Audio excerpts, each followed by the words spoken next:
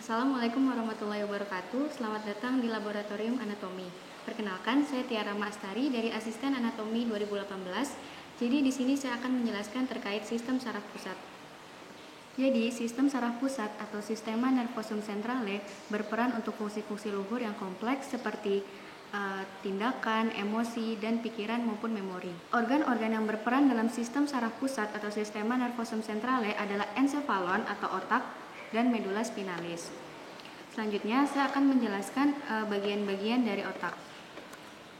Jadi secara umum substansia yang berada di otak itu ada substansia grisea atau gray matter dan substansia alba atau white matter. Jika otak ini dibuka, bisa dilihat substansia grisea atau gray matter atau juga disebut korteks itu warnanya lebih gelap karena dia mengandung badan sel glia dan akson yang tidak bermielin. Ini lebih gelap daripada struktur yang di sekitar sini. Kemudian di sini adalah struktur yang lebih pucat warnanya disebut substansia alba atau medula karena dia mengandung akson yang bermielin. Kemudian jika kita lihat korteks atau permukaan dari cerebrum ini, dia terlihat tidak rata atau kasar karena terdiri dari struktur-struktur hasil pelipatan dari neuron-neuron. Di sini ada struktur penonjolan yang disebut gyrus. Penonjolan atau konvolusi yang disebut gyrus. Kemudian ada struktur alur yang memisahkan dari gyrus disebut sulcus.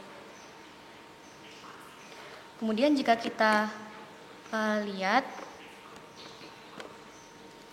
di bagian sini ada struktur sulcus atau alur yang vertikal.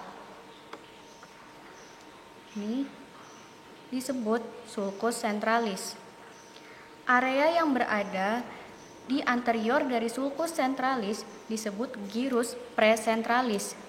Gyrus precentralis disebut juga area motorik primer yang bertanggung jawab terhadap gerakan-gerakan volunteer.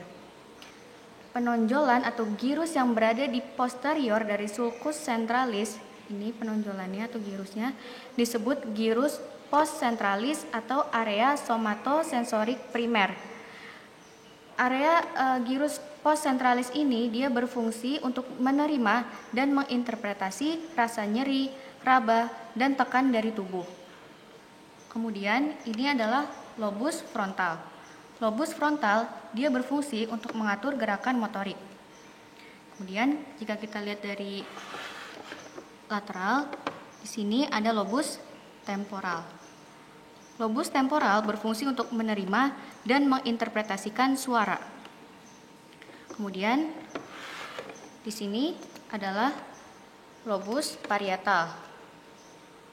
Ini lobus parietal berfungsi untuk mengatur rangsang somatosensorik. Kemudian di bagian belakang ada lobus occipital yang berperan sebagai pusat penglihatan.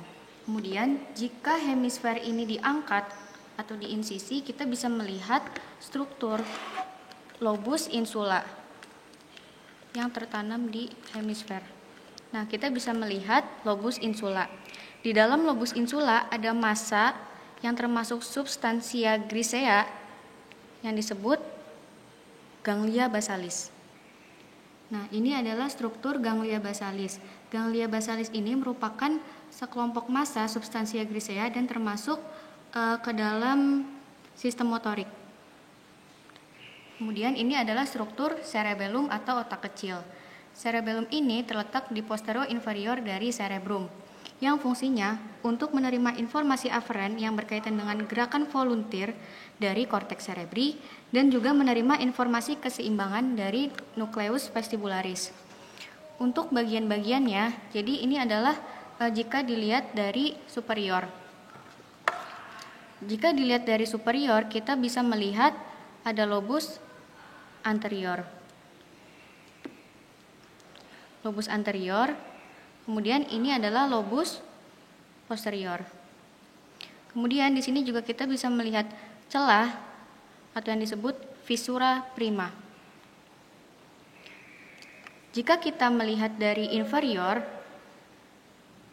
kita bisa melihat lobus floculonodularis ini, dan juga ada struktur lain yaitu tonsilla cerebelli. Selanjutnya adalah nervus cranialis. Jadi nervus cranialis terdiri dari nervus 1 hingga nervus 12. Di manekin ini kita bisa melihat struktur yang berkaitan dengan nervus cranialis yang pertama, yaitu nervus olfactory. Di sini kita bisa melihat dua struktur ini yang disebut bulbus olfactorius. Nah, struktur ini berkaitan dengan nervus olfactory atau nervus yang berfungsi untuk menghidup.